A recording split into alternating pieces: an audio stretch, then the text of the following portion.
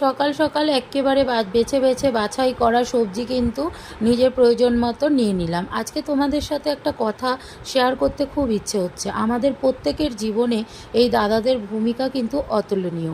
কারণ দেখো, আমরা প্রত্যেক দিন সবার ক্ষেত্রেই বাজার যেয়ে ওঠা হয় না। আর কিন্তু আমরা অপেক্ষায় থাকি এই দাদারা কখন আসবে, আর আমরা নিজের মনের মতন পছন্দ এক্কেবারে বেছে বেছে বাড়িতেই পেয়ে যাব। তাই এই দাদাদের কথা না বললেই নয়। এই দাদারা বলো বা মাছ দাদারা যারাই আসে না কেন, যারা প্রত্যেক দিন বাজার না যেতে পারে, তারা কিন্তু আমারই মতন অপেক্ষায় বসে থাকে এই দাদাদের জন্য।